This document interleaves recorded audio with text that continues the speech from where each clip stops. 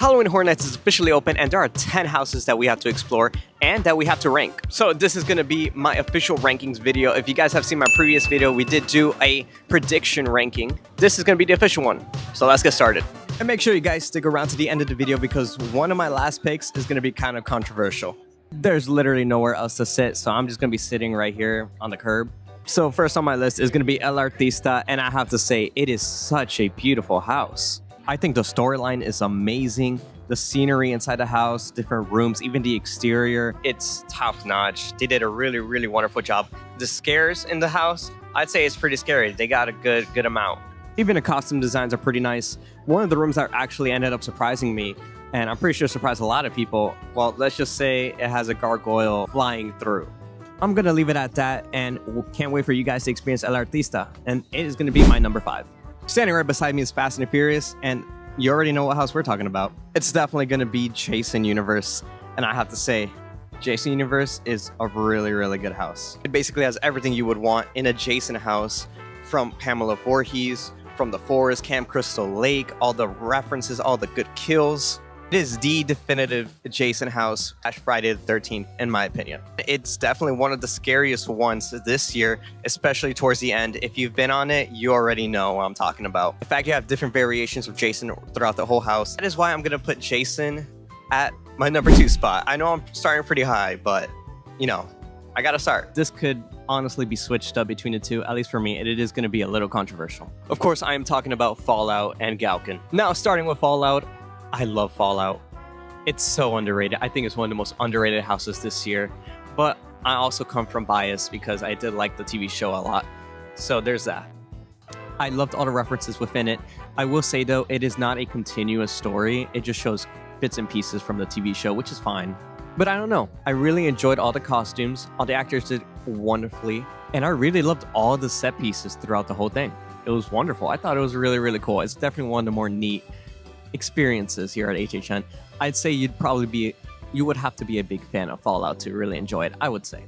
That's why it's a little bit controversial. In terms of how scary it is not really that scary. I did get a little bit more scared on my second run through, but then on my third one, it wasn't so much.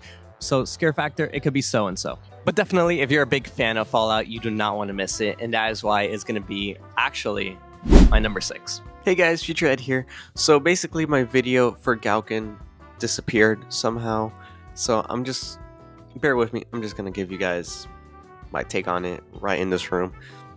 So Galkin was actually really good. It was very well themed.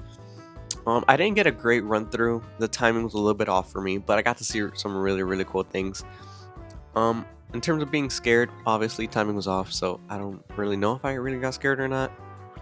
But overall, it was a great house with a great storyline. I'm very excited to try it out again. But for right now, it's just gonna stay at my number 7.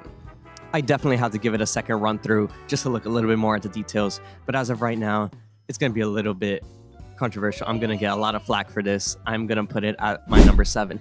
But don't come at me. Look, it might change. I told you Fallout and Galkin could interchange. But for right now, it's my own opinion. Sitting over here by Men in Black, we are going to talk about Dolls. Now, Dolls Let's Play Dead, the first time I went through it, it was not a great experience. Barely any scares. Didn't really look at all the details. It was kind of like a meh house at best. But my second run through, it was awesome. I got to see a lot more of the scare actors. The timing was a lot better. It is a little scary. I wouldn't say the scariest, but it's definitely a little scary. And it's very creative. I love the costume designs, the twisted figures, all of that was amazing. And just the aesthetic of the house, that being a doll house, basically, you see different toys come to life. It's pretty awesome. I will say though, it does rank at the bottom of the original houses for me, but for that, it's gonna be my number 9. I know, I wanted to give it a higher spot, but all the other houses I just had so much more enjoyment out of. Now, over by the Simpsons area, we're gonna be talking about Hatchet and Chains. Now, Hatchet and Chains is the first house that I went to during Premium Scream Night, and I had a lot of enjoyment out of it. It might be biased because it was my first house in over 2 years, but I just loved Hatchet and Chains, man. The demons, I mean, I know they're repetitive, but it was just so cool seeing all the different kills. It's just, the whole Western vibe is just awesome to me. So maybe that's why I enjoyed it a lot. I do remember it being a little bit scary on my first walkthrough, but my second one wasn't as scary. But overall, it's still a really cool house, and especially the train sequence. Oh man, I don't know why. I just loved it, and I love the puppets as well. There's like 2 puppets in there that definitely looked cool to see. I don't know, but Hatchet and Chains was a really good one. So this is probably going to shock a lot of you, but Hatchet and Chains is actually going to be my number 3. I know. Yeah, I'm crazy.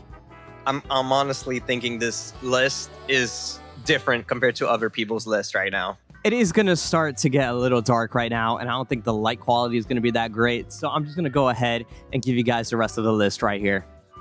All right, let's start with Graves of Flesh. Everyone's thinking about it. This is obvious. It is at the bottom of my list. I'm so sorry. Graves of Flesh, though, I would say is a decent house. It is definitely not the best. Far from it. The scares are kind of repetitive. The costumes repetitive. The atmosphere is really cool, but it just feels like you're going through catacombs, like different catacombs throughout most of the time. So it's not much different, and it wasn't as interesting to look at. So not the best, but it was pretty decent. I like the exterior of the house as well, and a little under the grave that you go through, that was pretty cool as well. But Graves of Flesh, man, I'm not too big on it. That's why it's my number 10. Now we're gonna be talking about WWE, and I think this was a big surprise for me. Me not being a WWE fan, I thought I was gonna hate it. I thought I was not gonna be interested in it. If you guys saw my last video, I ranked it as number 8, but this time it's a little bit higher up on my list. I still don't know too much about Bray Wyatt and the whole history behind WWE and all of that, but the house itself was phenomenal. The scares were definitely there. It is one of the most scariest. I won't say most. It is one of the scariest houses, at least in our experience. I loved towards the end. If you guys know what I'm talking about, I don't want to spoil it. It was really cool. The set designs were amazing. It was really eerie, really creepy. I think it's definitely a sleeper. And that is why it's going to be on my number 4. Now, that leaves 2 houses to talk about. And it's literally the number 8 and the number 1 spot. And it's going to get controversial, I think, either way you look at it. Let me talk about Terrifier. Terrifier was peak. It was amazing. It was gory. It was fun. It's everything I wanted in a Halloween Horror Nights house and more. All the different variations of art, all of the gory kills, his famous kills from all the movies. It was really a sight to behold. I loved every second of it. It was funny. It was scary. It was gory. The ending where you choose between the dry path and the wet path, I will say, though, the wet path is pretty cool, even though you don't really get that wet. It might just have been my experience. And then the dry path seems to be that you just have a lot more to look at. And you do get a little, sienna in there, which was pretty nice. I wish she was a little bit more pronounced throughout the whole house, but I think that's fine. But definitely one of the highlights of HHN, and that is why it's going to be my number 1, guys. Terrifier is my favorite house of all time, and that's pretty crazy to say, but as I said, this list is pretty crazy.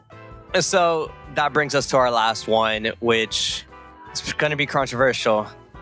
I'm going to catch a lot of flack from FNAF fans. I'm sorry, but FNAF was great. I would say the animatronics are really cool. The atmosphere is cool, but it's just not scary. And for me, at least, I would like to be a little bit scared, or at least a little bit eerie, but this was not scary. I will say, though, it is a decent house. It's a good house. It's not bad by all means. There is a lot to look at in FNAF with the animatronics, the different references to the movie, to the games. You FNAF fans are going to love it. I definitely had a blast looking throughout the whole house, and I'm pretty sure many fans will agree. But for me, it is going to be my number 8. I'm sorry to say, I wish I could put it a little bit higher on my list. It definitely is the one IP that is being more marketed, this year. But for me, it's just not it. It's still pretty good, though. Don't get me wrong. I think Universal did a really good job. I do know the list was pretty controversial. I'm pretty sure all of you agree that I'm pretty crazy right now. But that's the thing I love about HHN. The people. The people are always going to have different lists. My friends are going to have different lists. That's just the way it is. I think that's what makes it very, very unique and fun. So hopefully you guys enjoyed my list. I know it's pretty hectic. So this was a pretty quick and simple video. I'm sorry it's not heavily edited, for entertainment purposes. I just wanted to explore a little bit more of HHN and, just enjoying the night. So it is a quick video, but if you guys did like it, please like, subscribe, leave a comment. Let me know if you guys are enjoying the event, and I'll see you guys in the next one.